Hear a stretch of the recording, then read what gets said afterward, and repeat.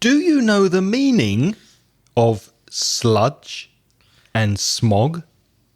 Is there a difference between contamination and pollution? What does it mean if something is biodegradable? Learn about pollution and how it affects the environment in this episode of Aprender Inglés with Reza and Craig.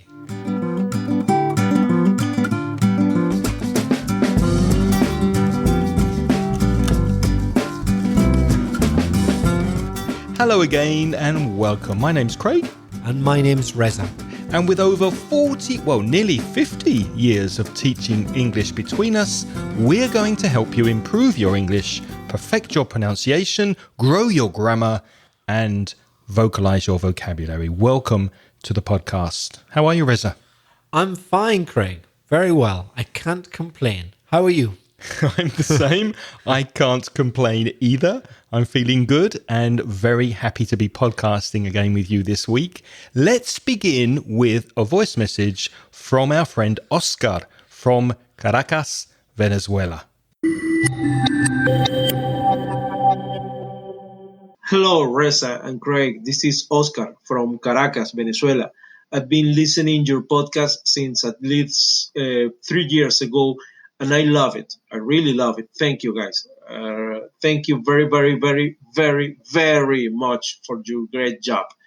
I can say that thanks to your podcast, my bathroom time and my commuting time are plenty of knowledge. I enjoyed the stative verbs episode. It was very enlightening to me. Now, guys, there is an interesting grammar fact about English that I didn't know. It's about the order of adjectives in a sentence. It comes to my attention that there is a specific order, and when you break that order, people feels like a sentence has no meaning. I would like to ask you to talk about the proper order and if there is a hint or a shortcut to learn such order.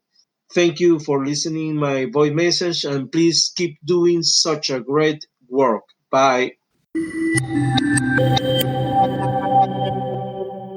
Thank you for your very kind words, Oscar. It was a pleasure to hear from you and a wonderful message. Any comments, Reza?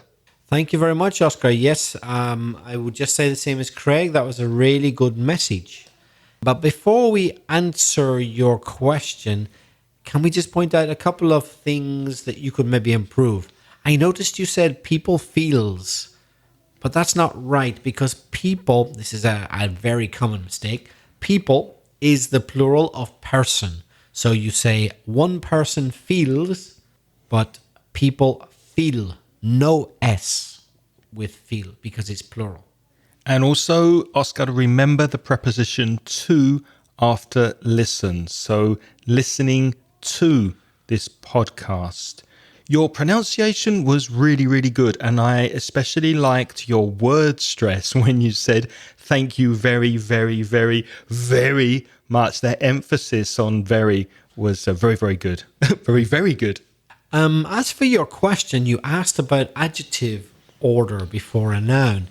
In fact, we have already done an episode on this, Craig, haven't we? That's right, with our friend Martin. So if you want to find out, if you want to know, Oscar, why we say 6 large eggs or a warm leather jacket or a lovely Spanish lady, what is the order of these adjectives before a noun? Go to inglespodcast.com/92 and all will be revealed to you. If there's anything in the episode that's not clear, or if you have any more questions about the order of adjectives, then please let us know and we will discuss it in a future podcast. So we know from your emails and your messages, like Oscar's, that some of you have a few problems with English grammar, and we try to do what we can to help you, but you might feel like you need some extra help from a one-to-one teacher. And that's where our sponsor, italki, can help you. italki is a website where you can find an online teacher to work with you on your English on a regular basis. How does it work, Reza? italki, how does it work? Well, the first thing is you register. Then Once you've done that, you choose your own teacher. So how do you do that? Well, you could watch different teachers' video introductions. You could read reviews from other users, other students who will give you their opinion about different teachers. Then, once you've chosen your teacher, schedule your first lesson. Choose a date and a time that's convenient for you to take a lesson. You decide when the lesson happens. Then you connect. You take the lesson. How do you do that? Well, most people probably use Skype, but there's other video chat software such as Google Hangouts or Zoom. Anywhere where you've got video and audio. Why use italki? Well, italki is a very effective and fast way to become fluent. You get a human being, a real person, and still human teachers are the best way to learn. They're better than robots. And you'll make more progress with a real person, with a human teacher, than just on your own. If you want some more information about how to start your lessons with italki, go to inglespodcast.com/255. That's this episode. And follow the link or click on the image and get started with italki. If you go through inglespodcast.com and you join italki, they'll give you a $10 credit for your first lesson. So give it a go. You've got nothing to lose. And thank you very much, italki, for sponsoring Aprender Inglés con Reza y Craig. Next, we have an email from Nicolas Guzman Pardo from Colombia, who asks us to talk about vocabulary related to pollution and contamination. And Nicolas also asks about the difference between those two words. Well, that's a very good idea. We're going to do that in a couple of minutes. But Nicolas's email was also very interesting. Let me read some of it to you. Nicolas says, I decided I was going to listen to all of the episodes available from January 2010, and I'm now listening to February 2012. I think you're very, very dedicated, Nicolas. Incredible. He notices that only one of us recorded the episodes back then. And you're correct. The very first podcast episodes in 2010 was just me, and they were terrible. So I really want to thank Reza for joining me in 2014 and improving the quality of the podcast. So I think you're very brave, Nicolas, for going back so far. What else does Nicolas say? He also says that he took the IELTS test in Bogota and he got 7.5 overall. But he also got 8.5 specifically in the listening and 8.5 in the reading without having a lot of time to study and prepare for it. That's very good. 8.5, wow. Bear in mind that 9 is the top mark. That's wonderful. So 8.5 in listening and reading, overall 7.5. That's fantastic. Well done, Nicolas. And we did give Nicolas some homework to do after episode 250. inglespodcast.com/250, which was the episode we did about dates and numbers and percentages. And we asked Nicolas, do you remember, Reza? We asked him about 1/4 or 1/4. What do they say in American English? And this is Nicolas's answer. He says, I've done my homework, and there's a tendency to use the term fourth, F-O-U-R-T-H, over the word quarter. In USA, it is believed to be this way because there's a coin that's called quarter, a quarter, that's worth $0.25. So mainly in maths, people use fourth, so it doesn't get confused with the coin. Thank you, Nicolas. Yes, that makes sense. Of course, in the United Kingdom, we don't have that coin, so there's no confusion for us. So now we understand why. You've explained that very well, Nicolas. Thank you for letting us know.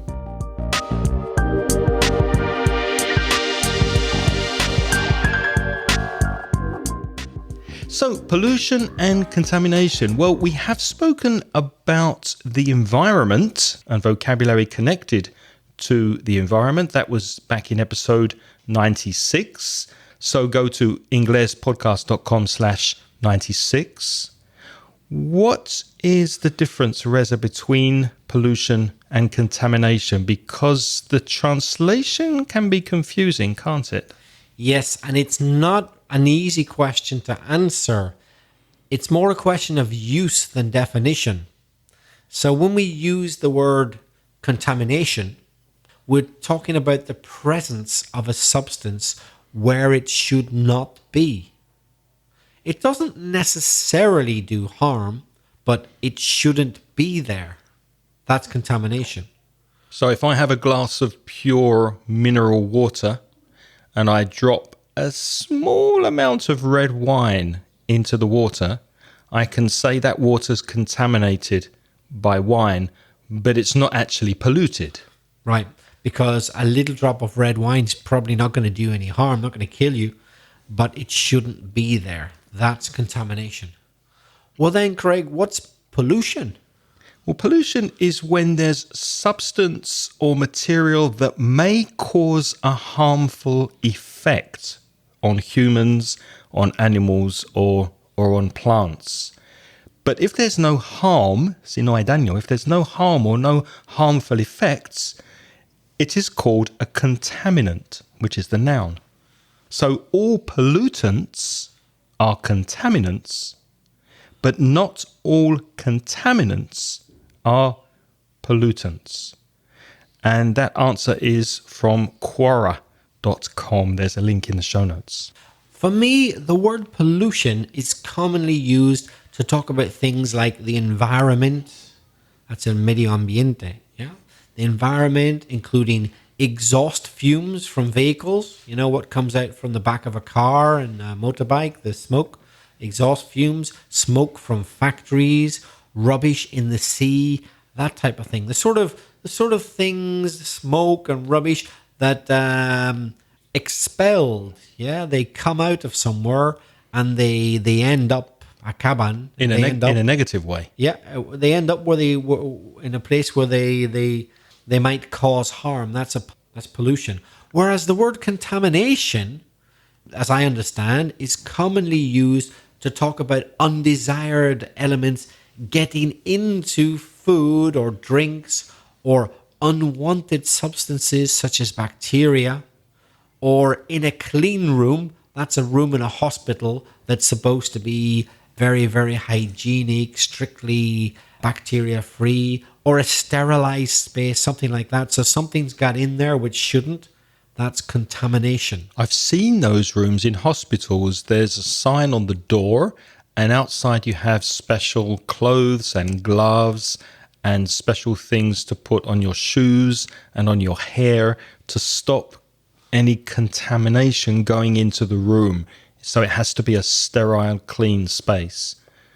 But I would not use pollution in that context. No, because for me, although you're not going to find this in a dictionary anywhere, but for me, the basic general idea is that pollution focuses on possibly bad or harmful or unpleasant substances coming out of somewhere. So pollution can come out of factories, pollution can come out of exhaust fumes, pollution can come out of greenhouse gases. Whereas contamination is about unpleasant things getting into where they shouldn't. So imagine a factory produces baby food, for example. They want to be extremely careful that nothing except their product is in the tins or the jars. They don't want any contamination. They don't want anything which shouldn't be in there to get in. So contamination is about things getting into where they shouldn't be.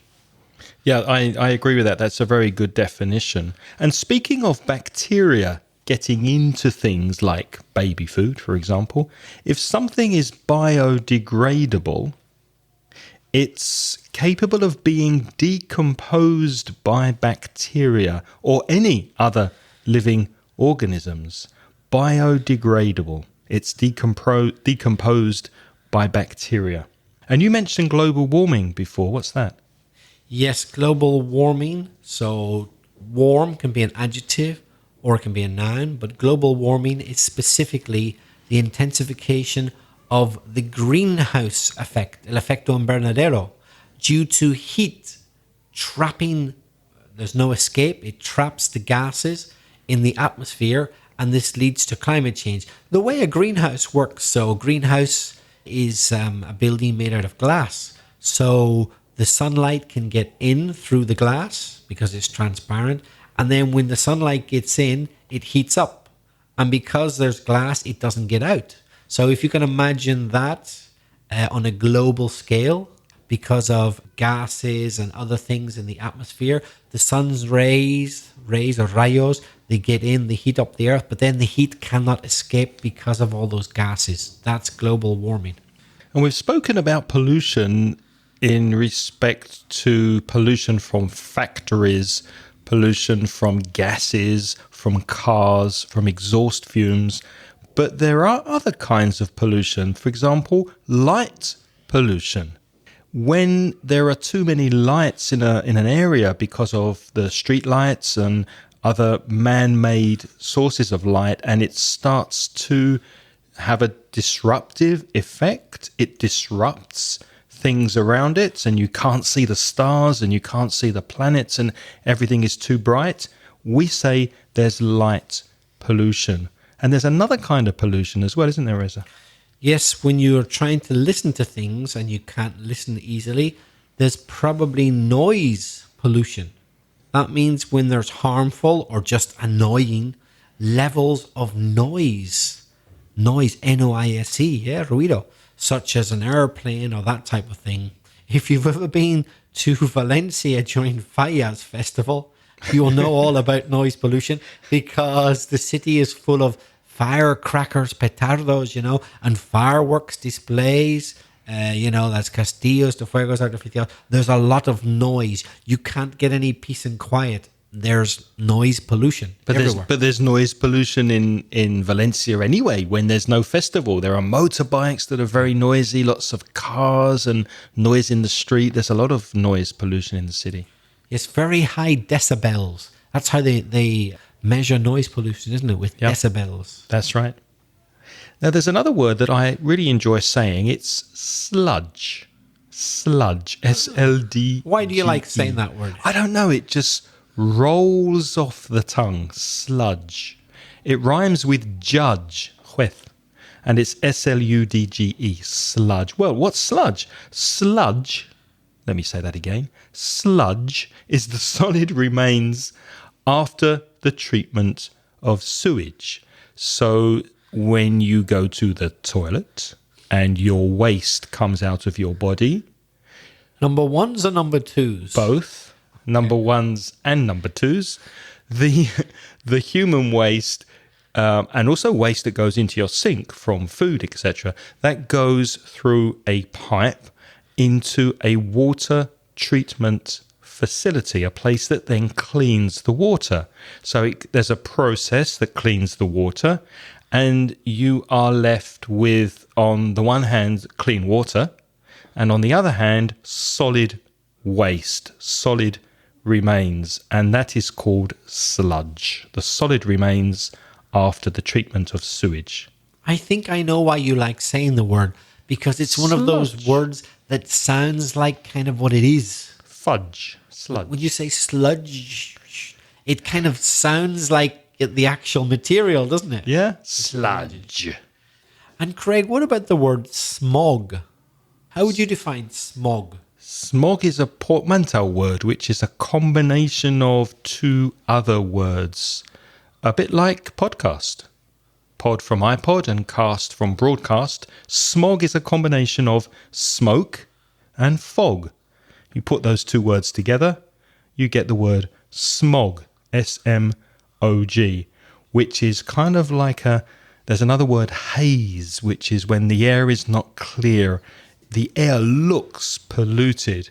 And if you've ever been to a country like China or a very industrial city, Los Angeles is famous for having a layer of smog in the air above the city, you can't see clearly because the air is polluted.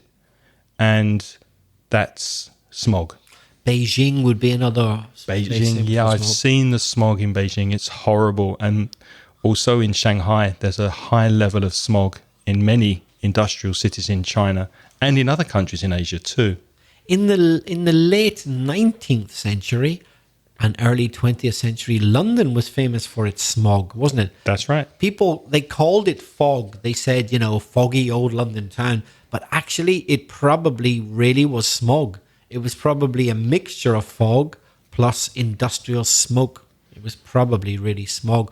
But now there isn't so much industry near the centre of London, so there isn't as much smog now. And people are not making fires from coal. Coal is carbon. And when in the days that Rez is talking about, a lot of homes, a lot of houses burned coal inside the house, and that caused smoke, and that mixed in the atmosphere to create smog when it was foggy. So, Craig, one way of avoiding smog is using clean energy. What do we mean by clean energy? Clean energy is energy that doesn't pollute the world we live in. For example, we can use energy from the sun, solar power, SOLAR, which is, if you think about it, there's an energy source coming from the sun that is 24/7. It's always turned on. It's always there. Why aren't we using solar energy more to create clean energy? You can use the power of the wind to turn a turbine and create energy. Wind power is clean energy. Using the tides, mareas from the sea, tidal power is another form of clean energy. Can you think of any more? There are plenty of others, but let's just mention the main ones. Similar to tidal power is wave power, but it's not exactly the same. As Craig says, tidal power uses the tide, so la marea del mar. Wave power uses waves, which are olas. So the tide is the whole body of the sea moving, whereas the waves are just the top parts, the bits which people like surfers are interested in. Craig's waving at me. He's moving his hand to wave. Saludar con la mano. Wave part. It's very useful as well. It's like, hello, hey. And if you wave to people, it makes them feel good. Well, you said hola, so I thought, Yeah, I said hola, so he was saying hola back. Waving. And of course, hola is a wave. And when you say hola, sometimes you wave. Yeah. Geothermal energy. That's another type of clean energy. That's basically using the natural heat under the earth and getting power from that. Biomass. Well, mass is basically a lot of things put together. In other words, when you get a lot of rubbish of organic, natural things and you put it all together, then you call it biomass, and you can burn it or heat it to get energy without causing any pollution. And the last one I wanted to mention is very controversial. Controversial. That means people argue about it. Some people say that nuclear energy is a clean energy. Other people argue that it's not clean because it has the potential to pollute or to cause accidents. So that's one which is debated. What do you think, Craig? Nuclear energy, would you consider it a clean energy? Well, I probably might have done a few years ago, but when the nuclear reactor accident happened in Japan, and that was a terrible disaster and a horrendous cleanup for the country. Well, of course, there was Chernobyl years before that, but it does make me think whether the benefits of nuclear energy outweigh the drawbacks and disadvantages. So I'm not too sure. I know it's very efficient and it's very cheap compared with other ways of creating energy, but it does have its very serious consequences if you don't have the right safety measures in place. What do you think? I'm not a big fan of nuclear energy, to be honest, because as you say, if something goes wrong, to clean up the mess is a big, big job. And, if you're unlucky, it could even cause death. And a lot of the fish around the coast of Japan were contaminated by radioactivity. Yeah, and in Chernobyl, in Ukraine, to this day, the area around it is largely empty. You're not supposed to eat any fruit or vegetable grown there. There's still so much radiation in the soil. So accidents are rare, but if they happen, they're really big with nuclear energy. That's the problem.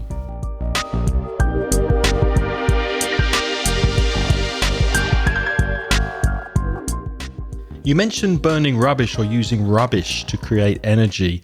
Rubbish, of course, is basura, R-U-B-B-I-S-H, but it tends to be used more in British English, doesn't it? What would Americans say for the word rubbish? Either trash or garbage. You hear both of those words, don't you? Trash or garbage. Yeah, they talk about the person who collects the rubbish. We in English, British English, traditionally say the bin man or bin collector. But in American English, they would say the garbage man or garbage collector, wouldn't they? Or maybe these days, waste technician. Yeah, that's the technical term you're supposed to use. Waste, W-A-S-T-E, is a general term for anything you don't want. Waste. You could say, for example, don't waste the food. Don't throw it away. Don't waste it. No lo tiras. So waste is anything that maybe is disposable. And there's another word in the same kind of group that you could use, which is litter, a verb and a noun, L-I-T-T-E-R. If you litter the street, then you throw rubbish or garbage on the ground. It could be a cigarette packet or a tin can or piece of paper. That's litter. So don't litter the pavements. Yeah, litter's for smaller things, isn't it? As Craig said, a tin of an empty drinks tin or a packet of cigarettes, not really big things. So a litter bin, basura, contenedor de basura, it wouldn't be very big. A litter bin would be quite small because it's for litter, for small things. So where you see huge containers full of rubbish, we would call that a rubbish bin or a garbage or trash bin or trash can in America. But we wouldn't call that litter. Litter's just for smaller quantities, isn't it? Correct. Absolutely. And when I was a kid, my mum used to always say to me, don't be a litter bug. What's a litter bug? Somebody who litters, somebody who throws rubbish on the floor. Yes, a bug is un bicho. So in English, a litter bug is someone who throws litter on the floor.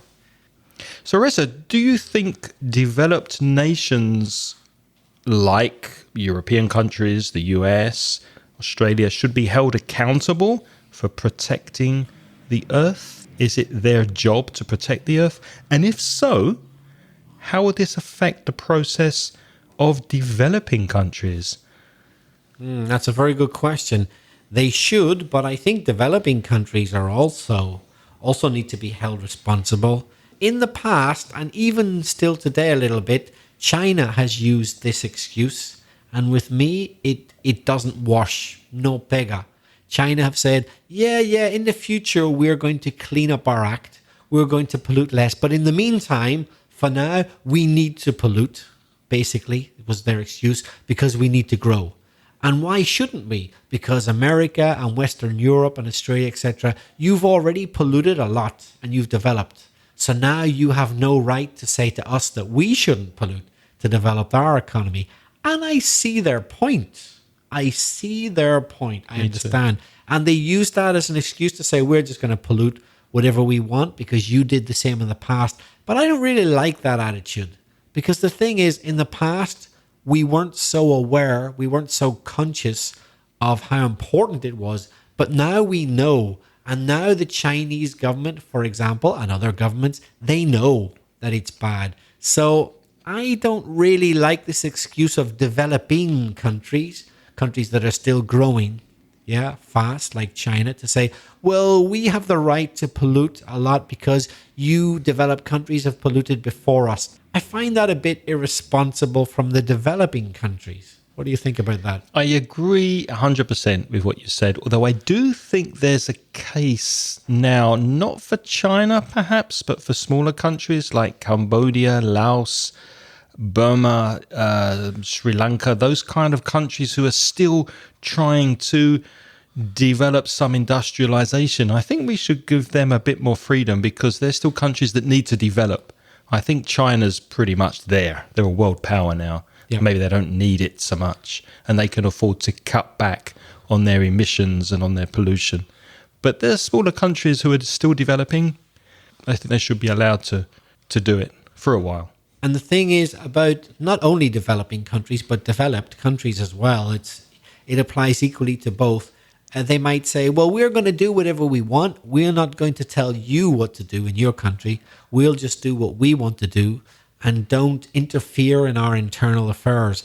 But I actually think that's very selfish and irresponsible because the whole world, and particularly the neighboring countries, are going to feel the effects of the pollution of a big economy beside theirs which pollutes. So, for example, in Vietnam or in Burma or in Singapore, any pollution created in a big economy such as China or Japan, they're going to feel it. Even though they didn't produce it, they're going to have to suffer the consequences. So again, it's a bit selfish just to say, well, you do what you want, we'll do what we want. I think there has to be more concern for our neighbors and the whole planet, and realize that pollution doesn't stop at borders. It travels across borders. It goes where the wind blows. And it affects the whole world. Absolutely. Let me ask you this. If you could choose one alternative energy source to develop, which one would you choose? That's a very easy question for me. There's no doubt whatsoever. Solar energy. I was hoping you'd say that. Me too. It's incredibly underdeveloped. Yeah. I can't believe how underdeveloped solar energy still is. Craig said it at the beginning. He took the words out of my mouth. I couldn't have agreed with him more. What does that mean? It took the words out of my mouth. He took the words out of my mouth. I was going to say the same thing because I feel exactly the same as him. It's there 24 hours a day, 7 days a week, 12 months of the year. It's always there. It seems crazy not to be taking advantage of it. And I can't believe how few solar panels I see on roofs of houses over here in Spain. If you install solar panels, yes, it costs money up front. Up front means in the beginning. But long term, you do save a lot of money on your heating bills, your hot water bills. And with the sun available in Spain, it seems crazy to me that there aren't more solar panels on new buildings. I guess I'm about to lose any potential sponsorship from BP or Shell or anyone in the future, but I blame it largely on the big oil companies.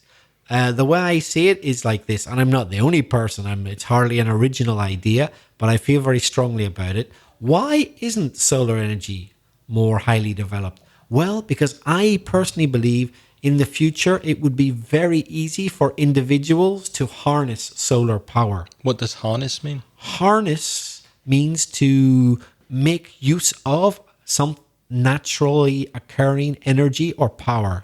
So if you harness the power of the sun, then you're using that energy to do something useful. You're taking advantage of it. Yeah. You're harnessing. And surely it couldn't be that difficult for solar panels to be produced much more economically and to be distributed much more easily, and for us to simply put them on our roofs, as Craig said, and use them. But then you see that cuts out the middleman, the intermediary, the ones who at the minute are making the big money. Yeah. I can't go and drill oil in the middle of the Atlantic Ocean or in Saudi Arabia or Venezuela or whatever. Only Repsol, British Petroleum, Texaco, etc. can do that. You need a lot of money, a lot of power, a lot of infrastructure to do that. But it's dead easy just to have a solar power and wait for the sun to come and use it. And I feel that it's the middlemen who don't like that. And I feel that they are blocking progress on purpose because there's not so much money to be made by big companies out of solar energy. Only a few specialists can make money out of wind power. I can't build a wind turbine easily. Tidal power, oil, gas, but solar energy, it would be really easy to put into the hands of individuals. And that's what the big energy companies don't like, in my opinion. I agree with that. And what do you think? Do you agree with Reza? Do you think that there's some power up there stopping the development of these cleaner energies? We'd love to hear what you think. If you'd like to contact us, we really enjoy hearing your voices. So please send us a voice message. You can do that going to SpeakPipe at speakpipe.com/inglespodcast. How can they reach us by email, Reza? You could email either of us. There's Craig at englishpodcast.com or belfastreza@gmail.com if you want to write to us. And we'd like to thank all our wonderful patrons who are supporting us and continue to support us every week on Patreon.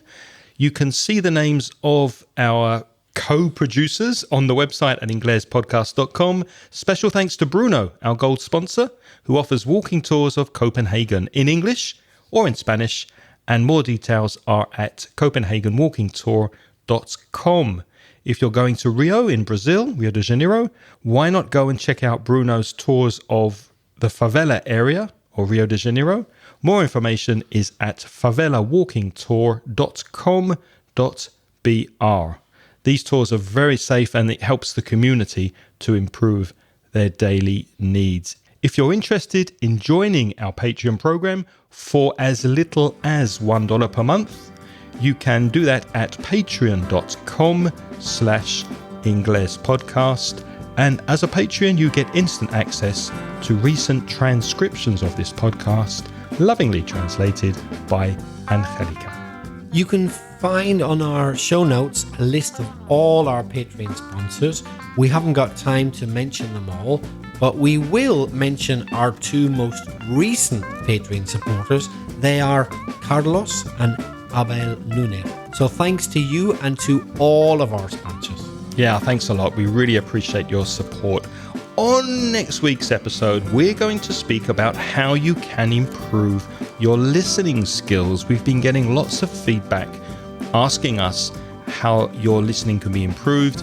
We'll be speaking about that in depth next week, doing a deep dive, going really down deep into advice on listening skills. Please join us next week. Thanks for listening this week. Until next time, it's goodbye from me. And goodbye from me. The music in this podcast is by Pitts. The track is called See You Later.